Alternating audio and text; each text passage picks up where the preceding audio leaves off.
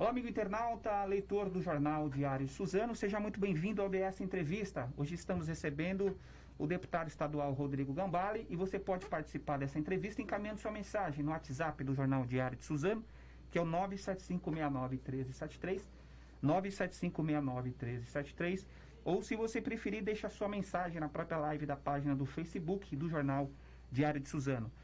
Lembrando que essa entrevista está sendo ao vivo aqui no Facebook, mas você pode acompanhá-la também no canal do YouTube do Jornal Diário de Suzano e no portal www.diariodesuzano.com.br e também no Instagram.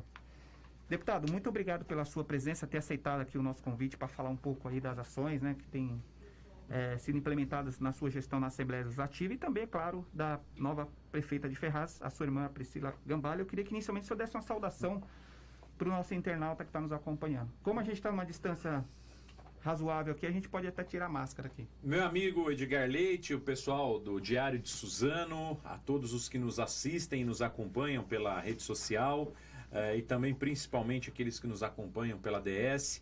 É um prazer estar aqui falando com vocês mais uma vez, obrigado pela oportunidade e poder prestar contas, né? Porque isso é o que o homem público ele tem como obrigação.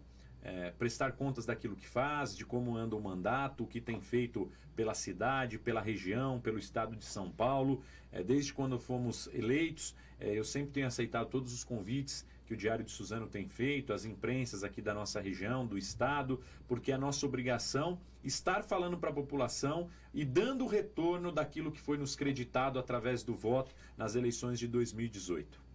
Uma boa noite já, né? Ainda não, boa tarde, boa né? tarde. Boa tarde a todos que estão nos acompanhando. Certo. Bom, antes de começar a falar aí de Ferraz, da Prefeitura especificamente, eu queria que você fizesse um balanço do seu trabalho aí na Assembleia, de projetos que já foram aprovados, requerimentos, e aí depois eu ia perguntar sobre o orçamento do Estado. As cidades da região, evidentemente, já estão prevendo crise ou corte de gastos para esse ano por conta da pandemia. Se existe alguma possibilidade, através das suas emendas, de vir algum recurso também, aproveitando a pergunta, para Ferraz e para as cidades da região. Bom, Edgar, a gente fez um trabalho muito forte, baseado no combate às drogas, principalmente na área da educação. Eu tive um dos primeiros projetos aprovados em 2019, que é uma lei de incentivo ao PROERD do estado de São Paulo, onde o governo entra em vigor uma ajuda, né, dos municípios, do governo do estado, em auxiliar o PROERD e para que ele faça se valer em todos os anos do ensino fundamental básico até o ensino do 9º ano. Então, para nós é importante que as crianças elas consigam e continuem tendo a educação no combate às drogas para a gente prevenir, né, futuros até mesmo usuários ou traficantes lá na frente, com esse trabalho do PROERD, que é um dos trabalhos modelos que a Polícia Militar tem em parceria com a Secretaria de Educação do município e do estado. Então isso para nós foi já um grande ganho, foi uma grande vitória. A gente conseguiu alguns projetos em relação ao Covid e principalmente um grande trabalho no hospital regional. A pediatria do hospital regional, que vinha fechada há 9 anos, de 9 para 10 anos, ela que tinha uma capacidade de atendimento de 43 leitos, sendo desses 43, 10 de UTI, de internação. O hospital não atendia, hoje atende, são 43 leitos abertos, sendo desses 43, 8 de observação, internação, 25 de enfermaria e 10 para UTI pediátrica. A gente conseguiu também com que as obras fossem retomadas e já estão para serem entregues da psiquiatria, a ala psiquiátrica também fechada há mais de 6 anos no município. Ferraz não receberia nada de respiradores, nós conseguimos 18 para o hospital. Hoje o hospital então já contava com 10 na área da UTI e recebeu mais 18 respiradores no combate ao Covid. O hospital hoje passa por uma dificuldade, que ele tem acima de 70% da sua capacidade de internação de doentes Covid, mas se a gente não tivesse esses 18 respiradores a mais, a gente teria um problema muito maior. O 6º andar ele se transformou num pronto-socorro respiratório com salas, quartos individuais, com respiradores altamente equipados e com profissionais para atender a demanda. A única dificuldade que nós enfrentamos agora é que quando teve a primeira onda do Covid,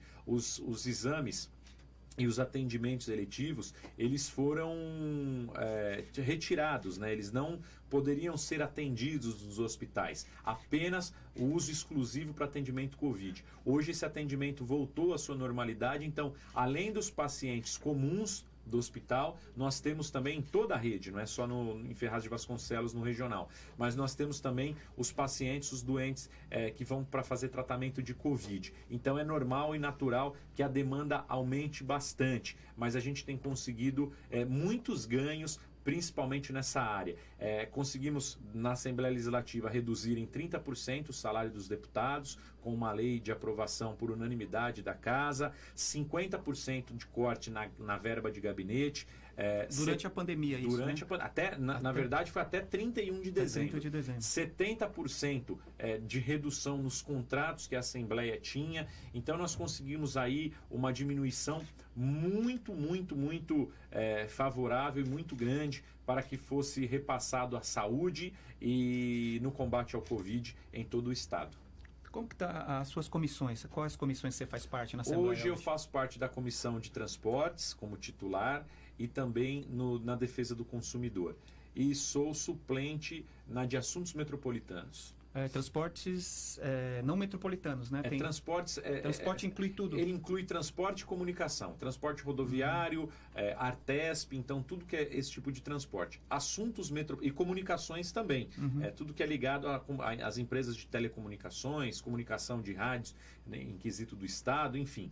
E assuntos metropolitanos já entra mais na área de transporte sobre trilhos, transporte público, são os ônibus. Estou perguntando porque eu sei que você fez a reivindicação em relação ao elevador lá da estação de Ferraz. Né? Diversas vezes do elevador não funcionando, mas o que a gente mais está pedindo agora para a CPTM é uma escada ali na Diomar Novaes. A Diomar Novaes é a continuidade da Zilda Arnes. E o que acontece? Certo. Como é Suzano?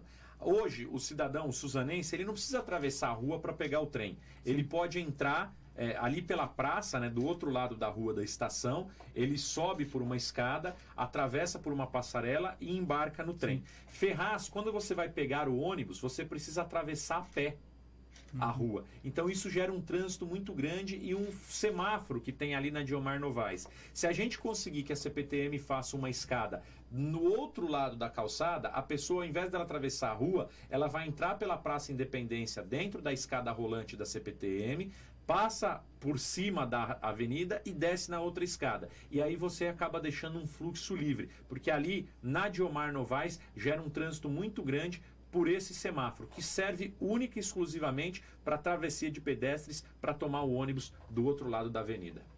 Deputado, a Assembleia aprovou, né, no final do ano passado, o orçamento do Estado. Tem quantas emendas que foram apresentadas da sua autoria? O que a região pode esperar de recursos aqui para cidades, né? Principalmente Ferraz e outras cidades? Indicativas eu fiz mais de 30, mas no fim das contas, a LOA, se eu não me engano, esse ano ela recebeu em torno de 600 emendas, pouco mais, em torno de 600 emendas, entre 500 e 600 emendas. E a gente apresentou em torno de 30 emendas, eu tenho todas as emendas que foram sugestionadas aí para o orçamento do ano que vem, mas o mais importante são as emendas impositivas, da qual dessas emendas nós destinamos aproximadamente 5 milhões de reais, sendo 2 milhões e meio para a infraestrutura e 2 milhões e meio para a área da saúde. Então a gente destinou recursos aqui para Suzano, destinamos recursos para o município de Poá, nesse ano aqui mais 500 mil reais, Poá eu já tinha mandado no ano passado mais de 300 mil reais, em Ferraz em torno de 2 milhões e meio de reais, enviamos recursos para Mogi das Cruzes, fizemos um cadastramento para esse ano, através do vereador Juliano Botelho, tem sido um parceiro nosso lá na cidade. Enviamos recursos para reforma de posto de saúde em Santa Isabel, reforma de posto de saúde em Biritiba Mirim também. Arujá, mandamos uma ambulância e também reforma na área da saúde, do prédio da saúde. Para Arujá nós mandamos 3 recursos e Itaquaquecetuba, como foi uma promessa de campanha, já encaminhei para o prefeito Dr. Eduardo Burigues e para o secretário de saúde, o Edson da Paiol, vereador segundo mais bem votado lá da cidade, uma emenda de R$500 mil para a construção da UPA animal no município de Itaquaquecetuba. Então a gente praticamente contemplou todos os municípios aqui do Alto Tietê. A parceria com os deputados vai ser importante, né? As prefeituras estão prevendo, como eu disse no começo, queda, né, na arrecadação. Com certeza. No ano passado, algumas prefeituras tiveram até um superávit daquilo que era estimado. Ferraz de Vasconcelos teve um superávit. Mas por quê? Porque recebeu muito recurso, além do que era previsto, no combate ao Covid. Esse ano, com a diminuição principalmente dos impostos arrecadados, ele acaba tendo dificuldade. Mas não é que teve um superávit que sobrou dinheiro. Tudo foi destinado para o hospital de campanha, para compra de testes. Então, só no Covid, para Ferraz de Vasconcelos, eu encaminhei no ano passado mais de R$1,5 milhão, onde R$500 mil foi para pagar o bônus dos funcionários da saúde, dos colaboradores da saúde, que estavam na linha de frente de combate ao Covid. Encaminhei R$500 mil, onde foi utilizado aí em 15, 20 dias para pagar esses profissionais na cidade de Ferraz de Vasconcelos. Deputado, a gente acabou de terminar uma eleição municipal, né? E 2022 está perto aí já, daqui 2 anos, né? O ano que vem, né? Já tem eleição geral, né? E o seu nome aparece aí como provável candidato a deputado federal. Falando um pouco de política agora, né? Qual que é a sua ideia em relação a essa campanha? Você pretende mesmo lançar seu nome a deputado federal? Ulisses Guimarães já dizia, política é como nuvem. Você olha, ela está de um jeito, você vira, olha de novo, ela já está de uma outra forma, né? Eu acredito muito que quando nós elegemos pela primeira vez na história um deputado estadual, ou um deputado, né? Nunca Ferraz de Vasconcelos elegeu, apesar de sermos do estado, mas quando o Ferraz elege o seu primeiro deputado, eu acredito que nós plantamos uma semente e mostramos para a população da nossa cidade a importância de eleger um deputado e o quanto de benefício ele pode trazer não só para a cidade, mas como para a região e para o estado, desde que faça um trabalho sério. E a prova disso foi a eleição da minha irmã, Priscila Gambale, para prefeita de Ferraz de Vasconcelos, a prefeitura de Ferraz. Isso mostra que o povo entendeu essa parceria, entendeu que o nosso mandato merecia continuar e continuar com uma força maior, que é a Priscila no executivo, como prefeita da cidade. Hoje, Edgar, eu tenho certeza que Ferraz merece um deputado federal e um deputado estadual. Então, a gente, numa conversação em grupo, estamos estudando lançarmos da cidade 2 candidaturas, uma estadual e uma federal. E o meu nome está à disposição, se assim nós chegarmos a um entendimento e eu for o candidato do grupo a deputado federal, é claro, para mim será uma honra, porque eu sei o tamanho da importância, o peso e a representatividade que a cidade e o Alto Tietê terá a mais no Congresso Nacional. A gente sabe o que dá para ser feito. Quando se tem vontade, tudo é possível. Agora, quando se não quer fazer, aí até o cargo de governador, presidente da República, de nada vale. Qual que é a sua avaliação da campanha? O senhor colaborou bastante, né, com a sua irmã Priscila, da campanha municipal. Sai com um resultado muito positivo, né, que foi a eleição, mas teve assim também algumas inimizades, alguns contratempos durante o processo eleitoral, né? Eu queria que o senhor falasse um pouco como que foi esse processo. Olha, é impossível você conseguir agradar a todos, viu, Edgar? Então, é natural que quando a gente entra em um pleito eleitoral, numa disputa política, muitas vezes os ânimos até se exaltam, né? Mas eu vi Ferraz de Vasconcelos, eu acompanho a política na cidade desde os meus 14 anos de idade, quando eu comecei como locutor da Rádio Local FM. Então, eu vi muita coisa na cidade. Eu até vi uma eleição de uma certa forma tranquila. A última semana ficou um pouco pesado. Nós mesmos tivemos um problema sério na quinta, sexta e sábado, de coação. Mas, enfim, acabamos saindo vitoriosos. A Priscila venceu as eleições.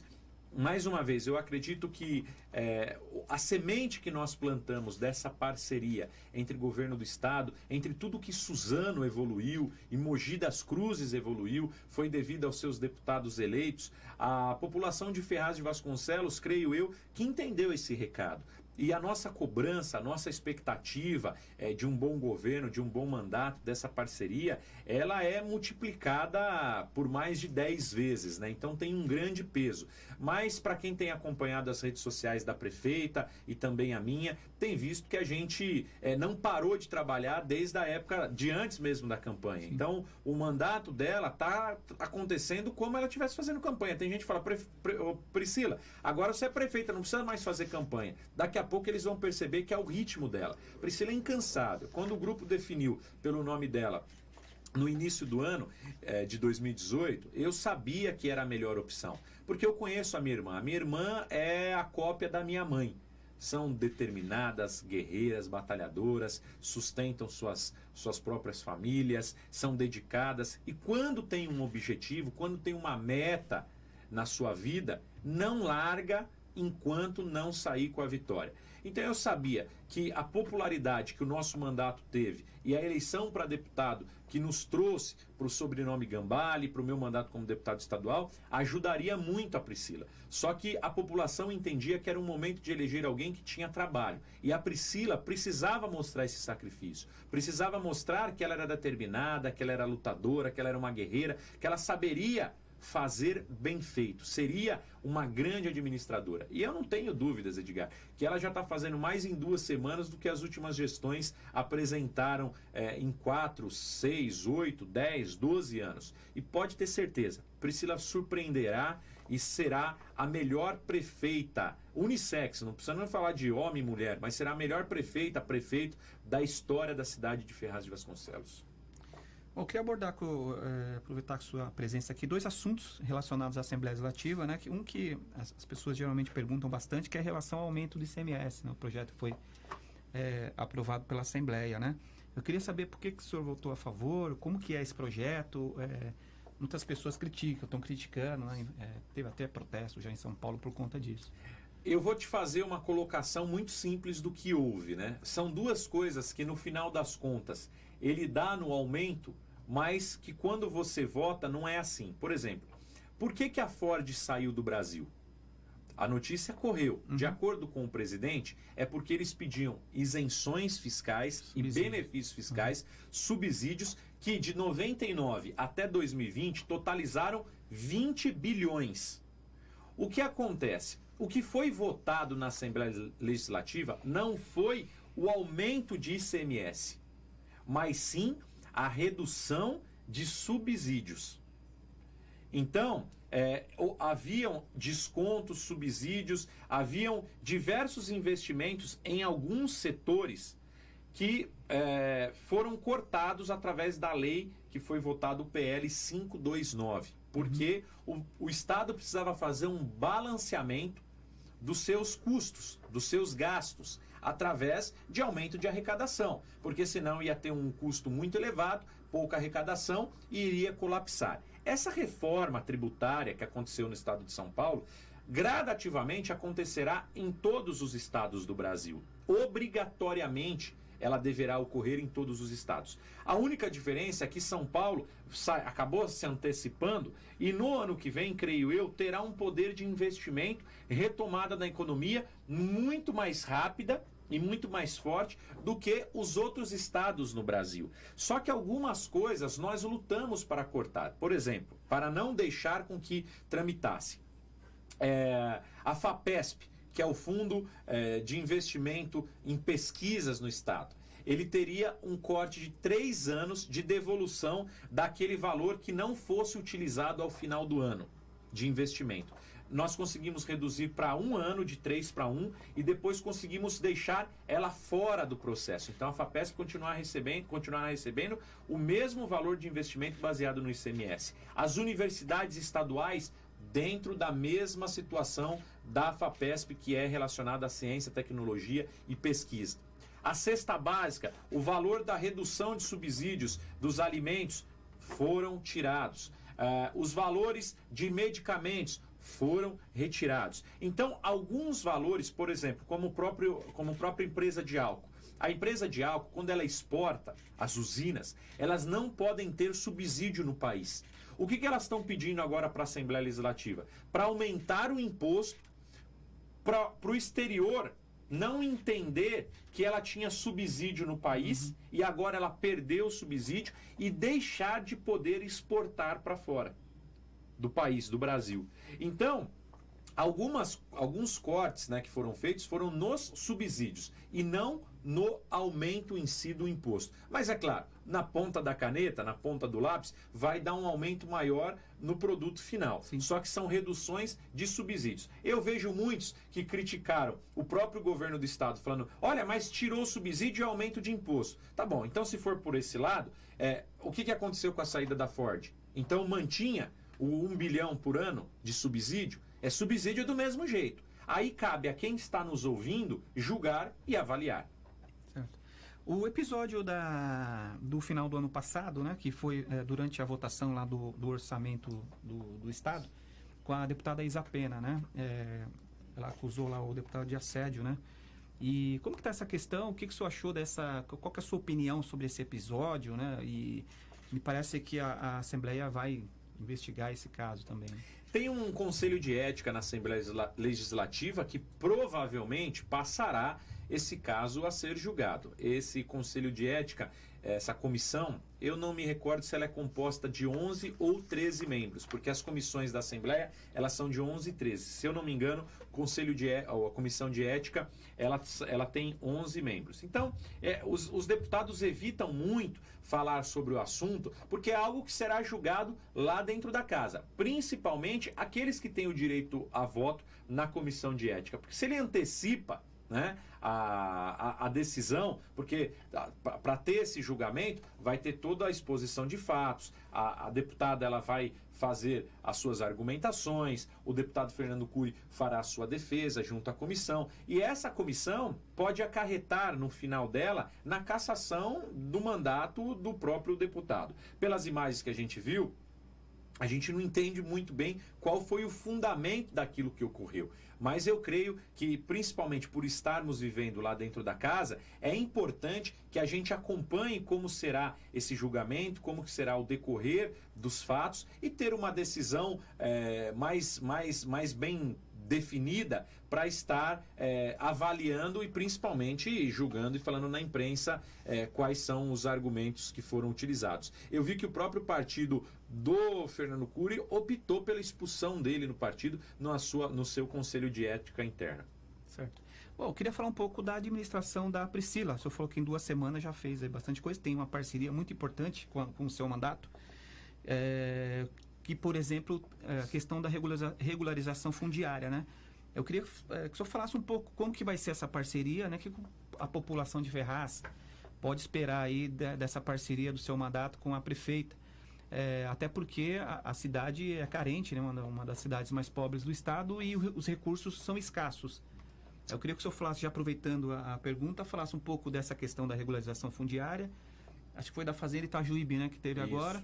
E a cidade tem bastante obras, bastante bairros lá que são ocupados, né? Que são ocupações. Bom, Edgar, eu posso falar no que atinge a parte de estado, né? Parte de município, onde a Priscila acaba administrando, eu não tenho as informações com tanta profundidade. Mas, enfim, hoje, o que a gente pôde ajudar a cidade? Primeiro, a cidade tem uma deficiência muito grande. Teve 2 prefeitos presos, teve muitos escândalos de corrupção. Então tem uma dificuldade tremenda para tocar saúde, para tocar infraestrutura. Mas a gente, por exemplo, sabe que lá tem 3 ou 4 ultrassons. Nenhum funciona. Eu enviei recurso para a compra de um ultrassom em 2019. O recurso está lá desde 2019, R$250 mil, até agora não comprou. A Priscila assinou na primeira semana para abrir a licitação e comprar um ultrassom. Eu enviei, Edgar, recursos para a saúde e para a infraestrutura no Jardim Maria Cecília, são 6 ruas, para a Rua Ayrton Senna. Essa rua é num bairro tão deteriorado que é a Vila Cristina, que caiu o muro de arrimo, e essa rua está interditada há 5 anos. Eu mandei o recurso no início de 2020.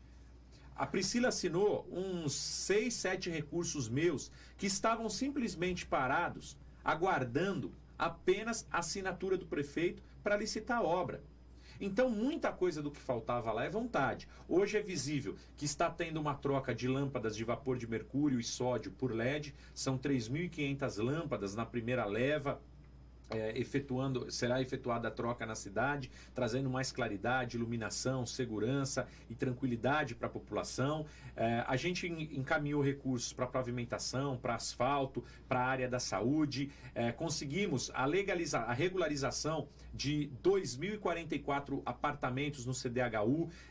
Todas as escrituras foram prontas, foram devolvidas pelo cartório de Poá e foram devolvidas ao CDHU. Hoje mesmo, por curiosidade, há 2 horas atrás mais ou menos, eu mandei mensagem ao secretário de Estado Flávio Amari da Habitação para ele combinar comigo e com a prefeita a entrega dessas 2.044 escrituras aos moradores do CDHU do Chacon Muriel no Parque São Francisco, que deve acontecer dentro do mês de janeiro. Não tem mais nenhum trâmite para ser feito, apenas o da entrega, já está tudo pronto. Conseguimos que ela assinasse a regularização do Itajuíbe com mais de 3.000 famílias que vão passar por um processo que deve demorar entre 6 a 10 meses para chegarem numa finalização, como aconteceu no CDHU do Chacon Muriel, e ter as suas escrituras. A Priscila foi comigo na primeira semana após a eleição, se eu não me engano, dia 18 de novembro, até a Secretaria da Habitação, para que Ferraz de Vasconcelos seja um projeto piloto de reurbanização e de regularização fundiária numa área de 89 metros na Fazenda Itajuíbe, que é ali onde fica o conjunto Itajuíbe de CDHU.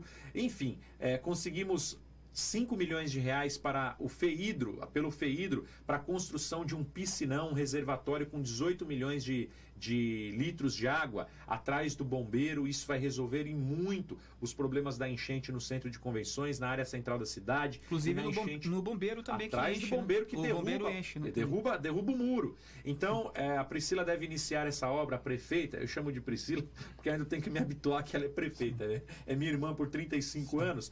Então, a prefeita ainda precisa iniciar essa obra, que a previsão é de início em março. Poderia iniciar agora em janeiro? Poderia sim, só que devido às chuvas, vai mexer com muita escavação, vai ter que fazer o piscinão, então não tem como mexer antes de acabar o período das chuvas. São muitos investimentos que nós enviamos para a cidade. Iniciou hoje a Operação Tapa Buraco, já foram diversas ruas que receberam pavimentação. Nós estamos cobrando 3 milhões que falta o governo do estado pagar do FUMEF para asfaltar mais 12 ruas no município de Ferraz de Vasconcelos, do qual desses 3 milhões era um montante de em torno de 6, 3 já foram pagos e 3 ainda restam. Nós estamos fazendo a cobrança. Estive ontem com o secretário de Desenvolvimento Regional, Marco Vignoli. Conseguimos 2 milhões de reais para máquinas pesadas. No fim do ano, na última semana de dezembro, são caminhões, escavadeiras, máquinas compactadoras para asfalto, para terraplanagem, do deputado Milton Vieira, e 4.650.000 reais para a construção de uma escola no conjunto residencial Castelo Branco. A Priscila entrega nesse ano a obra daquele prédio na Dom João VI, que foi comprado num leilão pela prefeitura, onde aquela obra ela passa de 3 milhões de reais de investimento, e ao lado desse prédio, que vai abrigar diversas secretarias, diversos espaços da prefeitura municipal, reduzindo e acabando com os aluguéis da cidade, será feito ali na Vila Corrêa, Dom João VI, uma creche municipal também.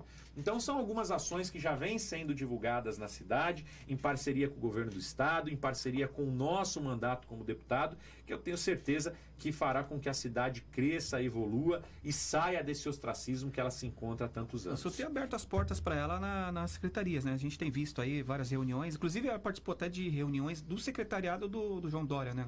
Algo que isso tem... creio eu que inédito. Não, então, por isso que eu estou perguntando, que eu nunca vi isso. E só para você ter uma ideia, Edgar, hoje houve uma reunião no estado de São Paulo de retomada de aulas do governador, o Marco Vignoli, Geraldo Vignoli, é o grande deputado federal, pai do Geraldo, do Marco Vignoli. A reunião foi com o Marco Vignoli, secretário de Desenvolvimento Regional, com o Rocieli, secretário de Educação, e com o governador João Dória.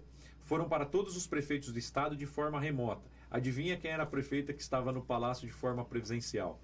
Priscila Gambale. Então, Ferraz de Vasconcelos, que não tinha espaço para nada, estava hoje no Palácio, onde todos os prefeitos foram convidados de forma remota a participar, e apenas 3 presenciais. E a Priscila estava como uma desses 3 prefeitos dos 645 municípios. É a representação que a gente tem lutado, é essa participação que nós temos buscado. Então, eu tenho certeza que Ferraz, muito em breve, voltará a se orgulhar. É claro, Edgar, tem muito, muito, muito trabalho pela frente. Mas nós não decepcionaremos, porque estamos trabalhando dia e noite com muito afinco, com muita vontade, com honestidade e integridade.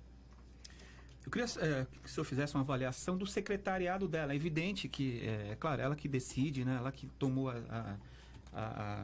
as escolhas, as decisões pelas escolhas, mas assim, pelo que o senhor viu, claro, você está acompanhando, né? Mesmo assim, não é da prefeitura, mas acompanha. O que você acha que é um secretariado técnico que vai trazer aí uma grande expectativa e bons projetos para a cidade? Qual que é a sua avaliação? Edgar, falando em educação, por exemplo, a Cecília Cruz, ela era o braço direito do secretário Rossielli, veio da Secretaria de Estado assessora, da Educação. né? Ela era assessora lá, o braço direito dele, ela resolvia todos, tanto é que das vezes que eu fui lá, foram ela e o Patrick, que sempre me atenderam, que tem o domínio total. Então tem mostrado que nós estamos de portas abertas para os investimentos, para sermos em Ferraz de Vasconcelos projeto piloto no estado de cidade modelo. Então estamos trabalhando dentro disso. O Luciano Passoni, ele já foi secretário em diversas cidades nos municípios do estado de São Paulo, já trabalhou fora do país, ele é da administração, já foi 10 anos do DAEE, que é o Departamento de Águas e Esgotos do estado de São Paulo, tem um conhecimento muito grande na área que vai nos ajudar nessa parte de enchente, tratamento de água, foi superintendente de diversas autarquias de água, de tratamento de água e esgoto em São José do Rio Preto, em Guaratinguetá, participou em Mogi das Cruzes, enfim, tem uma vasta experiência. Nós temos alguns advogados que complementam o quadro, secretários, nós trouxemos a Célia Igashi. A Célia foi por anos e anos e anos a pessoa responsável na Casa Civil pela formulação dos convênios do Estado com os municípios. A Célia é uma prata da Casa de Ferraz de Vasconcelos, que é de Ferraz. Nós convidamos para que ela saísse da Casa Civil do Governo do Estado e trabalhasse na sua casa, em Ferraz de Vasconcelos. Então a Célia Igashi é responsável por todos os convênios na Secretaria de Governo. Enfim, e temos alguns que vem desenvolvendo um grande trabalho, como o vereador Nicolas, por exemplo, que nunca trabalhou nos serviços urbanos. Mas se você vê a prefeitura hoje, ela está sendo tocada pelos serviços urbanos. No sábado fez toda a limpeza do cemitério, que houveram denúncias, que o cemitério já vinha abandonado há 12, 15 anos. E no sábado, hoje mesmo, para vir para cá, eu vim ali pelo Cambiri, no fim da 15 de novembro, e vi a equipe dos serviços urbanos terminando a limpeza lá no cemitério do Cambiri. Então já começou o tapa-buraco. A gente viu que até esses secretários que compõem a agenda política estão se dedicando, e está havendo uma competição sadia. Hoje o secretário Kaká já efetuou a troca de diversos semáforos que não funcionavam, tanto de travessia de pedestre, novos semáforos na cidade, começou a fazer pintura de ruas, lombadas, de faixas de pedestre, já está começando a preparar as placas de sinalização, vamos pintar a cidade novamente. O secretário Mineiro, que é do planejamento, já está trabalhando no plano diretor, que desde 1969 não é atualizado em Ferraz de Vasconcelos, então muita coisa tem que ser alterada. O secretário Cláudio Esquisato já está iniciando a Secretaria de Meio Ambiente, que ela era integrada em 4 secretarias. Então você pega Ferraz de Vasconcelos, por exemplo, Edgar, era a Secretaria de Meio Ambiente, Planejamento, Obras e Secretaria de Habitação. 4 secretarias numa. Ah, mas não é bom juntar? Que habitação saiu em Ferraz nos últimos 4 anos? Nenhuma. Que trabalho e projeto de meio ambiente saiu na cidade? Nenhum.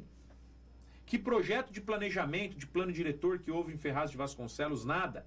E a Secretaria de Obras, ela já demanda mais do que o tempo suficiente de uma única pessoa. Imagine essa pessoa acumular 4 secretarias, 4 pastas importantíssimas. Então nós dividimos, nós deixamos obras com habitação e separamos meio ambiente, porque ela se transformou em verde, meio ambiente e proteção animal.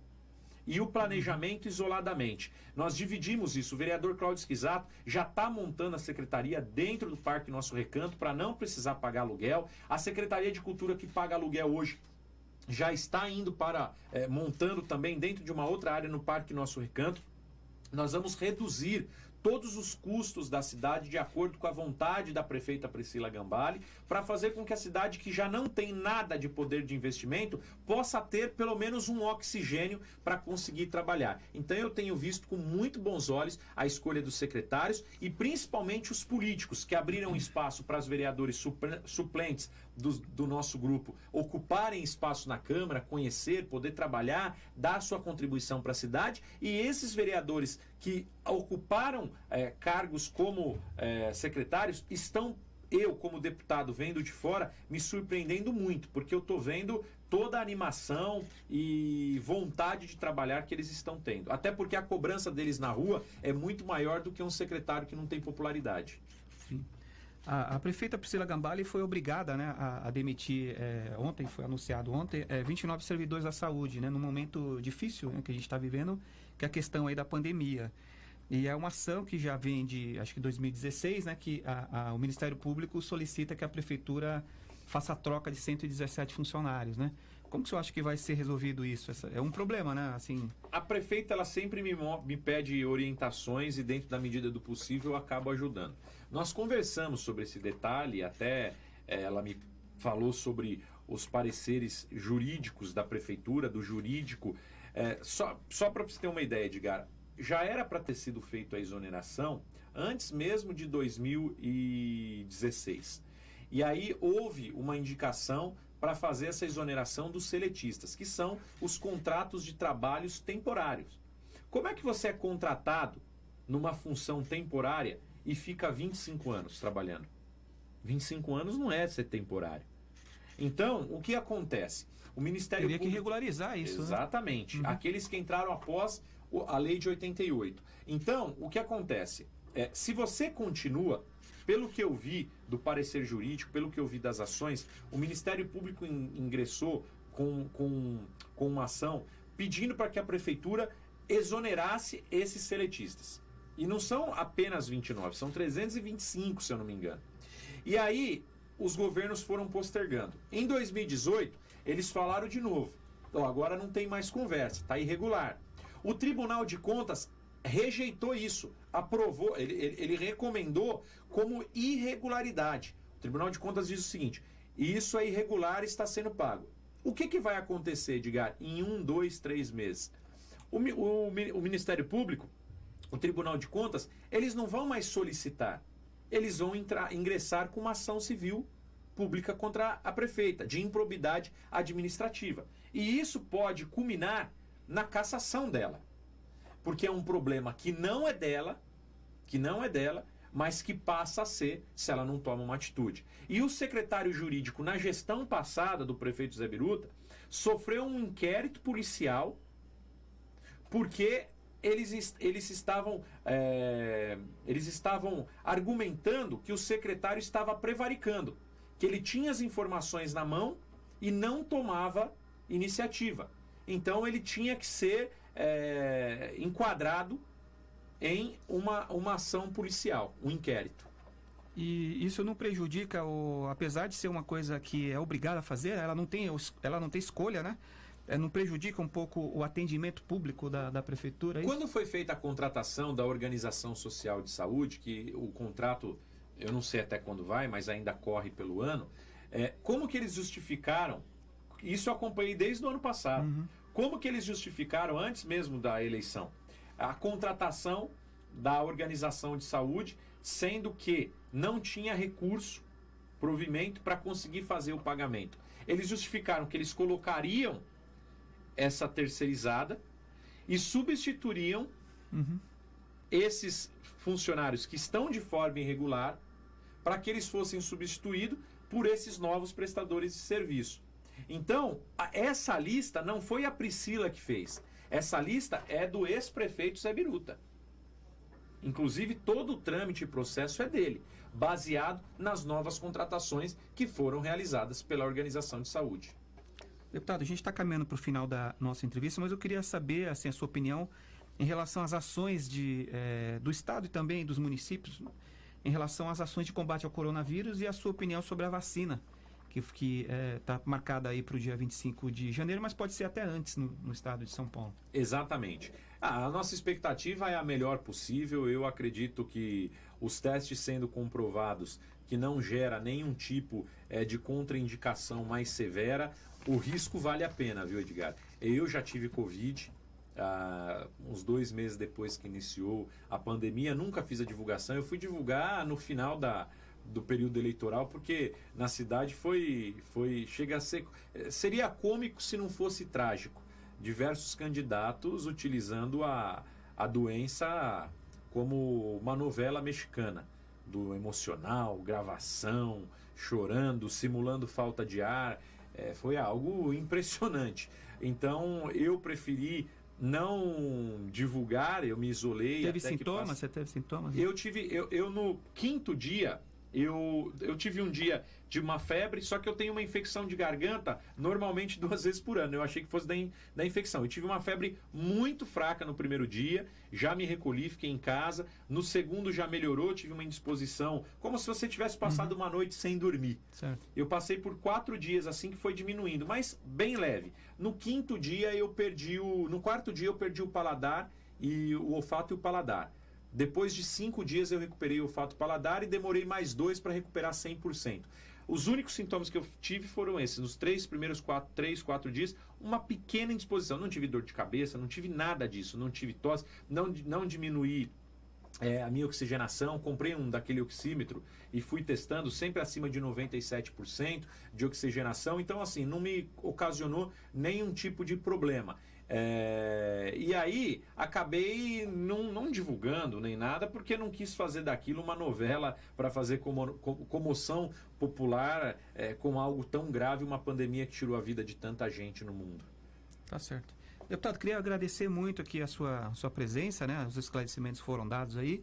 E para a gente encerrar, eu queria que o senhor deixasse aí uma mensagem para o nosso internauta, nossa boa audiência que tivemos aqui nessa entrevista. Obrigado mais uma vez. Edgar Leite, primeiramente, muito obrigado pela oportunidade mais uma vez. A toda a equipe técnica aqui do DS, do Diário de Suzano, muito obrigado. Agradecer a você que nos acompanhou nessa entrevista até esse momento. Obrigado por deixar a gente conseguir explicar as nossas ações, os nossos feitos e dizer que muitas vezes a gente quer resolver tudo, mas fica impossibilitado pela burocracia, pelo trâmite, pela falta de recursos que o Estado tem, que a pandemia nos impactou, mas aos poucos a gente vai conseguindo trazer uma vida melhor, dando mais dignidade para a nossa população e, é claro, resgatando a confiança que há muito a política não tem. A gente espera continuar fazendo um grande trabalho baseado e embasado na honestidade, na integridade e naquilo que o homem público deve ser.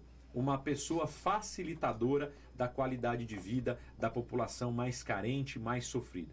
Muito obrigado, agora sim, boa noite já e um grande abraço a todos. Obrigado mais uma vez, deputado Rodrigo Gambalio. Queria agradecer você, amigo internauta, que participou conosco, encaminhou suas mensagens aqui na nossa live e até a próxima entrevista.